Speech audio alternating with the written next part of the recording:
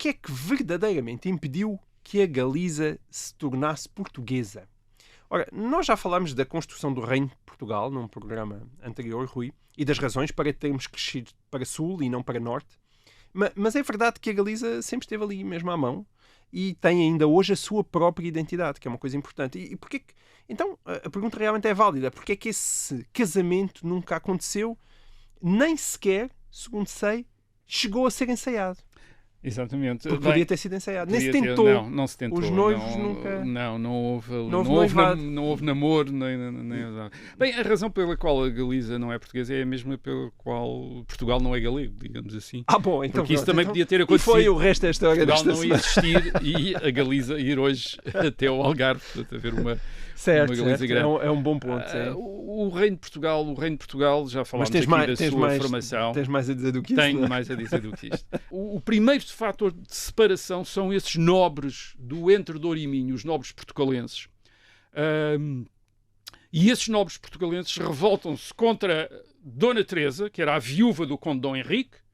Porquê? Porque Dona Teresa, que era filha também do imperador Afonso VI, e que estava muito ligada a uma família galega, a uma família nobre galega, que era a dos Travas, ela parece ter tido a aspiração de ser rainha da Galiza, quer dizer, de querer ser rainha da Galiza. E estes nobres portugalenses, portanto, os nobres do Minho, digamos assim, ressentem a influência dos Trava, e não aceitam a política galega, digamos, de Dona Teresa, e apoiam Dom Afonso Henriques, ou até, provavelmente, nós não sabemos, mas até podem ter usado Dom Afonso Henriques precisamente para lutar contra a mãe, anular o poder da mãe no condado portugalense. O Dom Afonso Henriques consegue isso na Batalha de São Mamede, em que derrota a mãe ao pé de Guimarães em 1128. Portanto, Portugal nasce por os nobres de Portugal não quererem submeter-se à influência dos nobres da Galiza. Aliás, nos Anais de Dom Afonso Henriques, que é um documento de 1185, quando se conta esta história, diz que os estrangeiros queriam apossar-se do reino de Portugal. Isto é, eles tratam os galegos como os estrangeiros, ou até como uma nação estrangeira que se queria apoderar do reino de Portugal. E o José Matoso, aliás, que é a grande referência historiográfica sobre esta época, diz que ele usa a mesma expressão que os nobres portugueses rejeitaram uma política de vinculação com a Galiza. Isto não quer dizer que estes nobres portugueses não estivessem relacionados com nobres galegos, eles estavam constantemente a casar-se uns com os outros, e que os nobres galegos não continuassem a servir os reis de Portugal e a haver interesses. Quer dizer, mas neste momento há, aparentemente, as fontes permitem imaginar que há uma espécie de separação entre estas duas, aquilo que poderia ter sido o sul da Galiza, mas de repente já não é bem o sul da Galiza. Portugal foi mesmo fundado de costas para a Galiza. E a partir de 1139, aliás, Dom Afonso Henriques passa a intitular-se Rei dos Portugueses, e mais do que isso, há um outro pormenor muito importante para que José Matoso chama a atenção. Na chancelaria de Dom Afonso Henriques, isto é, portanto, na sua administração, onde guardavam os documentos, o José Matoso nota que nos selos que são usados para validar os documentos, o termo que é usado é o termo Portugal. Isto é uma coisa curiosa, porque a tradição era usar o nome dos reis, Dom Afonso, etc. E aqui é usado o nome de Portugal.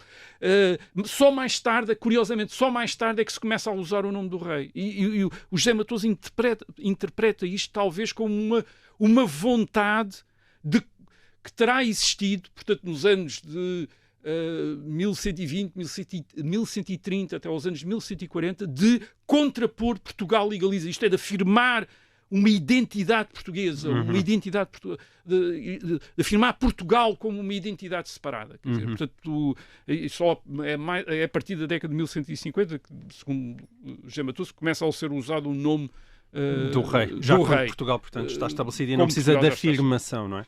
Portanto, esse é um primeiro fator de separação. Isto é, há nobres na terra portugalense, há depois um chefe desses nobres, que é o filho do conde Dom Henrique, Dom Afonso Henriques, que querem ser portugueses, querem fazer qualquer coisa que chamam Portugal.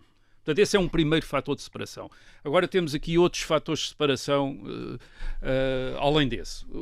Segundo fator de separação entre Portugal e a Galiza, a separação eclesiástica. Há uma grande rivalidade entre o arcebispo de Braga e o arcebispo de Compostela. Santiago de Compostela é o grande centro de peregrinação, mas Braga tinha sido uma sede metropolitana importante anterior. E, portanto, o arcebispo de Braga quer autonomizar-se, não quer ficar submetido a Santiago de Compostela. E trabalham também, o arcebispo de Braga trabalha também para uma separação em relação a Santiago de Compostela, para uma separação eclesiástica. Sim. Que de facto já só na altura se vai... tinha uma grande dimensão. Não, é fundamental, é uma coisa importante, quer dizer, que é as igrejas, os bispados, para a população toda, quer dizer, é as igrejas, os bispados, quando têm de tratar um assunto acima dos seus, enfim, de onde estão, em vez de irem a Braga, vão a Compostela, ou então, em vez de irem a Compostela, passam a ir a Braga. Quer dizer, o importante, em vez de irem a sair fora do Reino de Portugal, ficam todos dentro do Reino de Portugal. O que eu estava a perguntar é que Compostela, que hoje em dia tem uma grande dimensão para na a altura ainda era maior do que era hoje. Okay. Era uma coisa era mesmo uma afirmação contra Era uma coisa que não era enfim, que não era feita, era feita por grande devoção, quer dizer, e havia muita gente que vinha da Europa, aliás, para... Compostela, onde estavam as relíquias do apóstolo Santiago. Portanto, Braga trabalha também para a separação. Já em 1147, o arcebispo de Braga obtém a obediência dos bispos de Porto, Coimbra, Lamego e Viseu, que deviam a obediência a Compostela, mas ele obriga-os a dizer, enfim, a obedecerem a ele. E em 1148, aparentemente, terá havido em Braga um concílio de bispos portugueses, uma coisa que não fazia muito sentido, não havia razão nenhuma para aí, mas é basicamente já o arcebispo de Braga, que é aliás muito próximo de Dom Afonso Henriques, também a fazer uma espécie de reino eclesiástico à parte de Santiago. Uma independência eclesiástica. Portanto, uma independência eclesiástica. Portanto, este é um segundo fator. E depois há um terceiro fator de separação, que são, já aqui falámos dele naquela questão da reconquista, porque é que Portugal avançou para sul, que são os reis de Leão e Castela. Os reis de Leão e Castela guardam para si a Galiza. Qual é o significado disto? O significado é que várias vezes, durante o seu reinado, Dom Afonso Henriques faz avanços para a Galiza. Portanto, passa além dos rios Minho e Lima para território galego, combinado com nobres galegos para ocupar territórios aí. E o que é que lhe acontece? Mas então ainda houve uma tentativa de ocupar territórios que tem logo a reação imediata dos reis de Leão e Castela. De tal maneira que, por exemplo, a interpretação de José Matoso é que não havia, de facto, ideia nenhuma de conquistar território, era mais ocupar territórios para depois negociar com os reis de Leão e Castela. Isto é que o objetivo de Dom Afonso Henriques não era ocupar territórios, ou não era necessariamente ocupar territórios na Galiza, nunca foi toda a Galiza, mas foi sempre alguns territórios, mas era ficar com alguns castelos e algumas povoações para depois negociar com o rei para chegar a acordos. Para ganhar território, mas na mesa de negociações. E a explicação é que, por exemplo, o Dom Afonso Henriques também atacou Salamanca, quer dizer, não foi só para a Galiza, também atacou Salamanca em 1163. Mas a verdade é que o Dom Afonso Henriques concentrou-se na tentativa de conquistar as cidades do sul, Lisboa, mas, curiosamente, também Badajoz. E o que é que acontece em Badajoz? Encontra imediatamente o rei de Leão e Castela, em 1169, que, aliás, até se aliou aos muçulmanos para impedir que o Dom Afonso Henriques conquistasse Badajoz. Aliás, em 1169, ele aprisiona mesmo o Dom Afonso Henriques e obriga-o, para o libertar depois, a devolver todos os territórios que tinha conquistado na Galiza, que ele tinha conquistado na Galiza, a leste do Guadiana. E os territórios também a leste do Guadiana que ele tinha conquistado. Portanto, os reis de Leão e de Castela são também um grande fator de separação entre Portugal e a Galiza, e depois condicionam também a expansão do Reino de Portugal para sul, isto é, impedindo qualquer expansão para norte e até para leste, porque estão ali sempre prontos para reagir. Carga de ombro. Para reagir, exatamente, para reagir. Há um quarto fator depois de separação, que é o que resulta da própria expansão do Reino de Portugal para o sul nos séculos XII e no século XIII. No sul, os reis de Portugal, aliás, tornam-se até mais independentes da nobreza portugalense, porque entram numa terra onde predominam as comunidades municipais e depois as ordens religiosas, como ordens religiosas militares, como os templários. Portanto, desde 1131, Dom Afonso Henriques está, sobretudo, a sua base principal é Coimbra, já não é Guimarães, é Coimbra.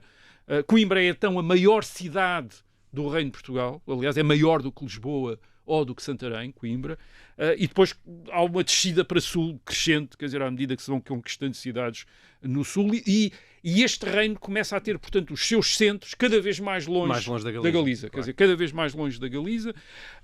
Neste reino de Portugal, cada vez mais longe da Galiza, apesar de tudo, ainda predominam as elites guerreiras vindas do norte. E porquê é que nós sabemos que ainda predominam as elites guerreiras vindas do norte, portanto, do antigo condado portugalense? Porque o português passa a ser a língua falada a sul, em Lisboa, em Santarém. Eles impõem essa língua, é uma língua que vem do norte. Portanto, eles aqui mas no que sul... não era falada, portanto, depois da Reconquista? Não. Neste sul provavelmente era falada outra língua que não temos.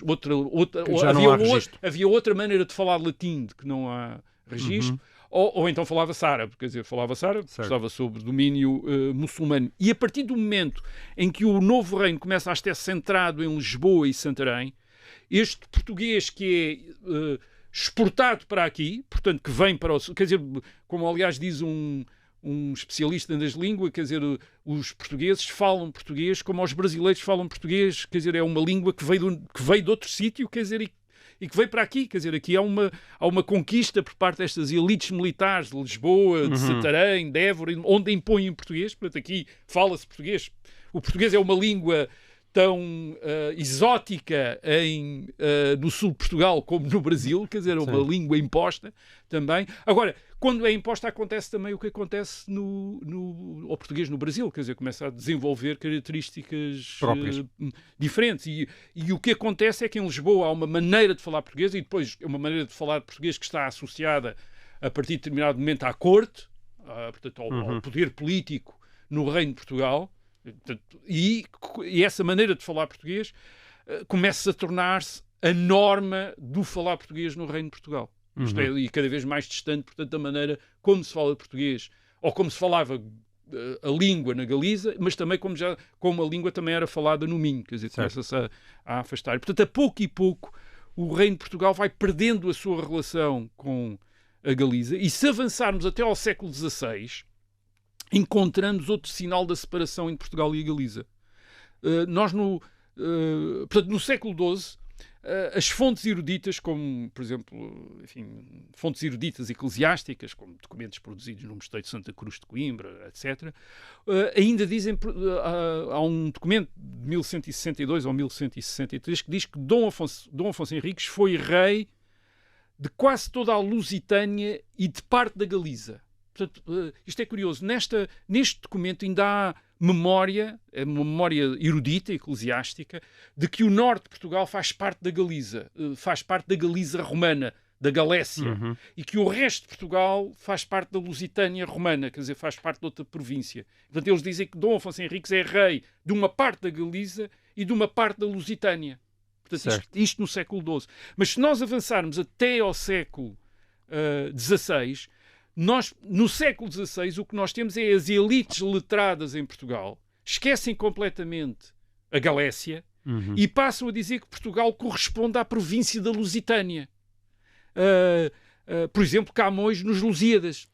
Estás a falar para uma remissão para os romanos.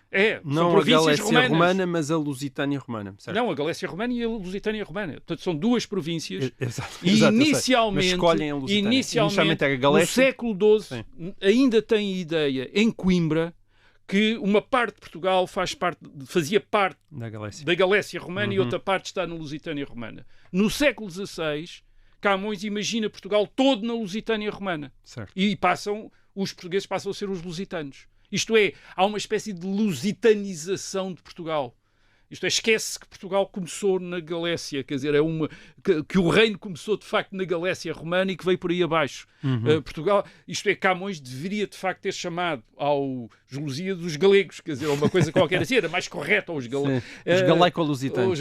Era mais, não, mas mais os galegos, porque aquilo é mesmo uma história, aliás, o próprio Camões é de uma família de origem galega, quer dizer, mas não, eles de repente, para os portugueses eruditos, no século XVI, os portugueses são os lusitanos e, portanto, é na província da Lusitânia. As suas origens passam a ser o Viriato. Viriato não é da Galécia, é da Lusitânia, da Serra da Estrela. Portanto, de repente, esquece-se completamente a Galécia, esquece-se a Galiza, está completamente esquecido e é como se Portugal tivesse nascido no sul, naLusitânia. Não, Portugal, por acaso, nasceu na Galécia, dizer, mas já está esquecido. Finalmente, há um quinto fator de separação, óbvio, que é, e esse vem já não do lado de Portugal, mas do lado da Galiza. Que também se afasta de Portugal. Sim, fica integrado no Reino de Leão e Castela, depois no Reino de Castela, depois naquilo que vem a ser a Espanha, e acontece algo de importante na Galiza, é que o galego, a partir do século XV, XVI até ao século XIX, praticamente não é usado na escrita e na educação. Isto é, torna-se uma língua meramente oral. O que é usado na Galiza na educação erudita, quer dizer, educação formal, e na escrita é o castelhano. Aquilo que depois nós chamamos o espanhol. Portanto, o castelhano torna-se na Galiza a língua escrita e a língua da educação. Portanto, a língua galega é sobretudo uma língua falada, rural, uma língua sem uma literatura erudita como o português. Não tem uma literatura como a literatura portuguesa. Portanto, não tem a evolução erudita do português no século XVI, que se enche de palavras vindas do latim e também vindas do castelhano, quer dizer, mas evolui de outra maneira, passa a ter um léxico diferente. Obviamente, o português é a língua falada em Portugal, por toda a gente. Na Galiza, ainda hoje em dia, só metade da população, mais ou menos, é que fala galego e fala com uma forte inflexão castelhana, quer dizer, porquê? Porque na escola aprendeu em castelhano, porque aprendeu a escrever em castelhano, porque se educou em castelhano. Mas o que é que isto quer dizer? Isto é que é o importante para nós. Isto quer dizer que, apesar dessa familiaridade, dessa intimidade, dessa boa vizinhança que possa ter havido entre o norte de Portugal e a Galiza, o que acontece é que, por exemplo, quando as autoridades fronteiriças do norte de Portugal querem contactar as autoridades que quiseram no século XVIII ou no século XIX contactar as autoridades fronteiriças do outro lado, o que vão encontrar é funcionários públicos ou oficiais militares ou eclesiásticos da Galiza, cuja educação é em castelhano, quer dizer, que falam castelhano, que escrevem em castelhano e que foram... E portanto, há uma tendência para os tratar como espanhóis, como os outros espanhóis, porque eles falam castelhano, falam espanhol como os outros espanhóis, Portanto, é uma situação diferente, obviamente, das comunidades rurais, onde aí sim talvez pudesse haver contactos, e contactos onde a proximidade linguística fosse maior, mas isso era dos falares rurais, dos falar da maneira, enfim, da oralidade, e não em propriamente zonas de fronteira, em zonas de fronteira, sim, as pessoas falavam com muito e entendiam, trás dos montes, etc. Entendiam-se com as pessoas do outro lado da fronteira, tinham maneiras de falar muito parecidas. Até mas que essa fronteira é extremamente porosa e muito aberta, não é?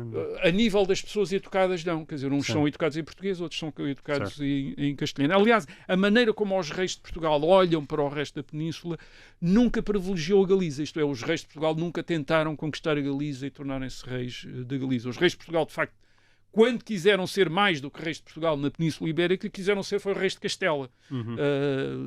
Era em termos de Castela que eles pensavam. Quer dizer, no século XV, no princípio do século XVI, o Dom Afonso V, o Dom João II, o Dom Manuel, todos tiveram ideias de ser ou reis de Castela ou ser pais de reis de Castela. Aliás, o resultado disso foi a integração de Portugal na monarquia dos Habsburgos em 1580. Mas aqui o que importa é que os reis de Portugal veem a Galiza como parte do reino de Castela. Sim, nunca foi uma questão ao longo da história. E do lado de Castela também Portugal também não é ligado à Galiza. Isto é, entre 1580 e 1640 os Habsburgos tratam Portugal como um reino separado e, portanto, nunca lhes lhes ocorreu ligar, penso eu, juntarem-no à Galiza. E a partir da restauração, em 1640, o Reino de Portugal se estava a afastar da Galiza, portanto, tivemos a descrevê-lo aqui, mas também começou a distanciar-se da Espanha, por razões óbvias, agora políticas e militares. Há uma grande relação diplomática e comercial com a Inglaterra e depois uma grande relação cultural com a França, e o francês substitui o castelhano como a língua estrangeira principal em Portugal. Portanto, há um grande afrancesamento da língua portuguesa a partir do século XVII, do século XVIII. Portanto, um grande impacto do francês. E a Galiza, portanto, é cada vez mais vista como parte da Espanha, os galegos como espanhóis. Certo, Rui, mas ao mesmo tempo a figura do galego é uma figura muito importante, nomeadamente na sociedade portuguesa, em Lisboa. Porque eu estou a falar, obviamente, de uma separação a nível político, a nível da cultura erudita, mas isso não quer dizer que não houvesse ligações fortes entre Portugal, o norte de Portugal e a Galiza, e até as cidades portuguesas e a Galiza. Por exemplo, os galegos são, até ao século XX, os estrangeiros mais numerosos em Portugal, em Lisboa e no Porto. Onde era a maior comunidade mesmo. Era a maior comunidade mesmo. Eles empregavam-se em serviços na cidade, na restauração, padaria, eram carregadores, eram moços de fretes, eram aguadeiros, eram criados. No fim do século XVIII... Por cima, profissões muito visíveis e de contacto. Exatamente. Por exemplo, gente, como donos de lojas, de comércios, etc. No fim do século XVIII há um cálculo, mas penso que talvez seja um bocado exagerado, mas vou dizer aqui, de 40 mil galegos em Lisboa, que é uma cidade de 200 mil habitantes, estava quase 20% da população de galegos. Era demasiado. Mas eram muito importantes de qualquer maneira. Porquê? Porque é que sabemos isso? Porque em 1801 há uma guerra entre Portugal e a Espanha, e uma das coisas que o governo português pensa é expulsar os espanhóis do território português. Ou seja, eram vistos como espanhóis. Não, mas curiosamente, mas a ideia é, portanto, o governo português pensou em os espanhóis, e os galegos eram espanhóis, eram para ser expulsos, mas depois isso é, Desistem da ideia. Desistem da ideia. Porquê? Porque a explicação é, não, isso iria afetar imenso os serviços em Lisboa. Quer dizer, eles eram tão numerosos que não podíamos expulsá-los. Quer dizer, precisamos deles para fazer uma quantidade de coisas em Lisboa. Agora, o que é que acontece? O que acontece é que, e isso é que Portugal e a Galiza a Galiza está integrada num Estado diferente. Quer dizer, Portugal é um Estado separado. E os dois Estados, Portugal e a Espanha, aculturam as populações num sentido nacional. Portanto, os galegos também se veem como espanhóis. Quer dizer, portanto, as visões e a maneira como eles veem aqueles que não são espanhóis são muito influenciados pela cultura nacional, por uma cultura nacional em Espanha, uma cultura que pode ser castelhanizante, pode vir de Madrid, mas é a cultura da educação, dos meios de comunicação. E, por exemplo, há estudos de opinião, até de antropólogos, que demonstram isso curiosos. Quer dizer, por exemplo, em geral, os galegos são, sobretudo os nacionalistas galegos, muito simpáticos com Portugal.